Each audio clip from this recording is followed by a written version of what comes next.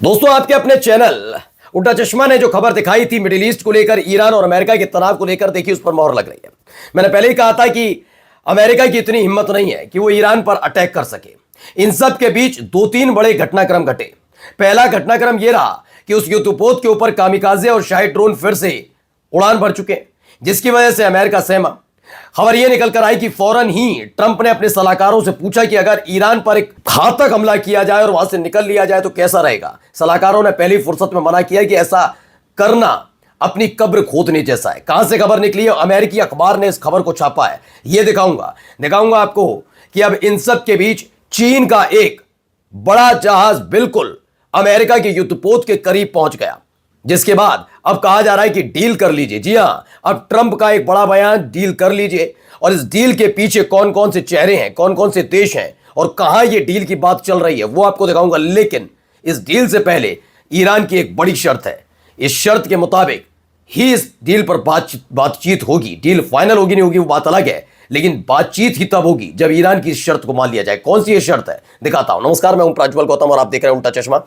सबसे पहले जो खबर निकल कर आई है वो ये है। देखिए, ये युद्धपोत आपको तस्वीर में नजर आ रहा होगा। यही वो अमेरिका का यूएसएस अब्राहम लिंकन है, जो आज से तकरीबन 12 दिन पहले साउथ चाइना सी से इस ईरान के समुद्री क्षेत्र में पहुंचा। समुद्री क्षेत्र की बिल्कुल सीमा पर पहुंचा था। ईरान की समुद्री सीमा मैंने एंटर नहीं कर पाया।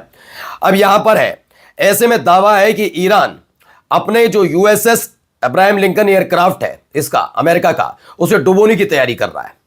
दरअसल ये डुबोने की तैयारी क्यों है वो मैं बताता हूं। लिखा तो इन्होंने सिंकिंग है, लेकिन ऐसा होगा नहीं। हुआ ये कि अमेरिका चाहता था कि ईरान पूरी तरीके से समुद्री क्षेत्र पर ही निर्भर रहे।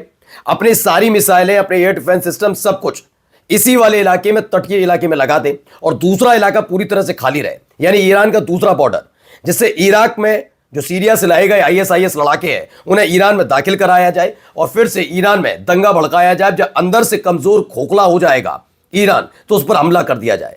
बस यही बात गलत हो गई, क्योंकि ये पोर्ट जैसे ही लीक हुई वैसे ही ईरान ने गुस्से में अपने कामिकाजे और शाही ड्रोन इस अब्राहम लिंकन नाम के युद्धपोत पर लहरा दी। मैं पहले भी बता चुका हूं, ये उड़ते हुए ताबूत कहे जाते हैं। पूरी दुनिया में अलग अलग देशों की अपनी अपनी खासियत है। किसी का जेट बहुत अच्छा है, किसी का एयर डिफेंस सिस्टम बहुत अच्छा है, किसी की मिसाइल अच्छी है।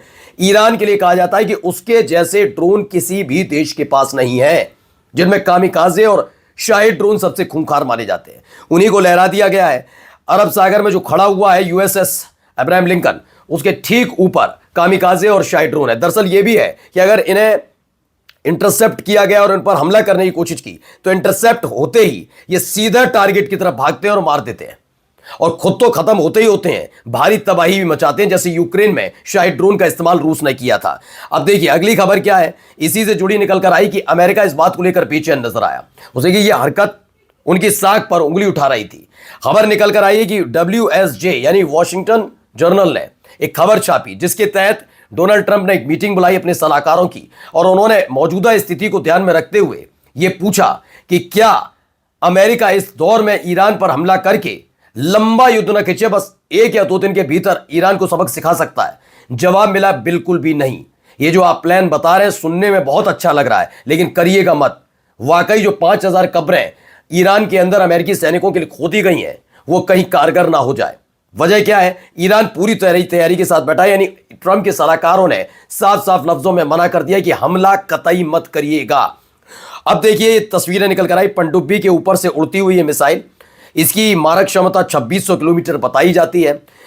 अब इसके सफलतापूर्वक परीक्षण के बाद युद्धपोत पर हलचल तेज हो गई है यूएसएस अब्राहम लिंकन की। खबर है कि ईरान ने अपना stealth Abu mehndi submarine missile तैयार कर ली है, जिसकी मारक क्षमता 2600 किलोमीटर है, और अगर इसे दागा गया तो इस युद्धपोत को खासा नुकसान पहुंचेगा। अकेली ये वाली मिसाइल होती तो बात अलग थी। एक और मिसाइल का जिक्र इसमें किया गया है, जिसकी वीडियो भी साझा की गई ईरान की तरफ से। जरा पहले वीडियो देखिए।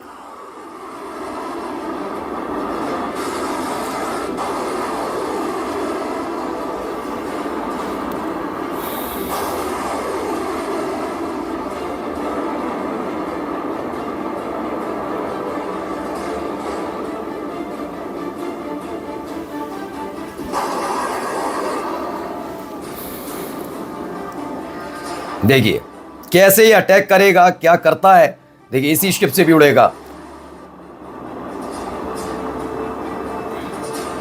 ये उससे अलग वाला मिसाइल है। कौन सी एंटीशिप मिसाइल कही जाती है इसे?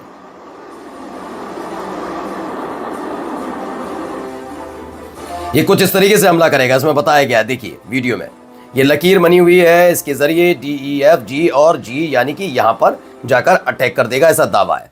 दरअसल ईरान ने अब गादिर एंटीशिप मिसाइल दुनिया के सामने रखी, जो बिल्कुल USS अब्राहम लिंकन पर तान दी गई है।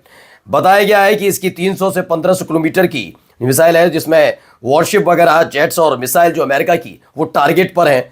अमेरिका इसी बात को लेकर परेशान है। मैं अब भी कह रहा हूं कि अमेरिका और ईरान की ताकत में अमेरिका का पलड़ा भारी है, लेकिन आपके पास बेतहाशा हथियार होने से कुछ नहीं होता। आपको समीकरण भी सेट करने होंगे। क्या समीकरण में फिट बैठता है कि अमेरिका ईरान पर हमला करे और निकल जाए? तो जवाब है नहीं।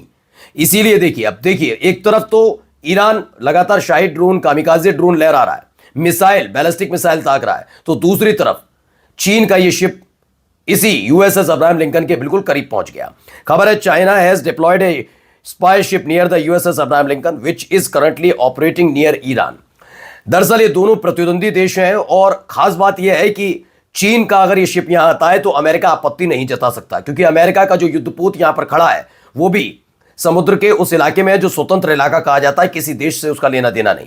अब स्वतंत्र इलाके में ही चीन भी अपना शिप पहुंचा सकता है, कोई रोक टोक नहीं है, इसलिए आपत्ति नहीं जताई जा सकती अमेरिका की तरफ से। हाँ, दुगदुगी जरूर बढ़ी हुई है ट्रंप की। इसीलिए देखिए, अब फिर से वही बात कहते हुए नजर आए, जरा सुनिए क्या कह रहे हैं।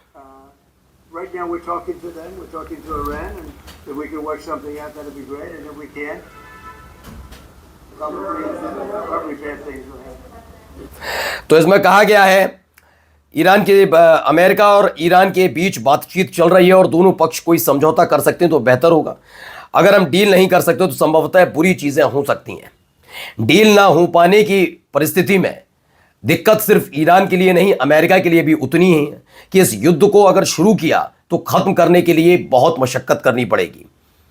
इसीलिए अमेरिका इस युद्ध से भागना चाहता है। उसका पूरा प्लान सेट था कि कोई पड़ोसी देश को बलि का बकरा बनाया जाए, पहले उसको इस युद्ध में घसीटा जाए समर्थन के नाम पर, और जब ईरान अपनी ताकत दिखाए या मामला युद्ध फंसता नजर आए तो भाग जाए और ईरान सिर्फ उसी देश के साथ अपना युद्ध लड़ता रहे। लेकिन कोई देश तैयार ही नहीं हुआ। अब देखिए, एक और खबर है जिसमें बताया गया है कि तेहरान भी चाहता है, यानी ईरान ने भी कह दिया है कि वो भी समझौता करने के लिए तैयार है, लेकिन उससे पहले US मिलिट्री एसेट्स जो इस समय ईरान के करीब तैनात कर दिए अमेरिका ने, उन्हें पहले हटाना होगा और उसी के बाद ईरान बातचीत की टेबल पर बैठेगा। उससे पहले नहीं बैठेगा किसी भी कीमत पर। यह राइटर को ईरान के एक बड़े अफसर हैं, उन्होंने बताया है कि हम बातचीत के लिए तैयार हैं, लेकिन सबसे पहले अमेरिका को अपने ये हथियार, अपने युद्धपोत हटाने होंगे, उसी के बाद बातचीत होगी, उससे पहले कतई नहीं होगी।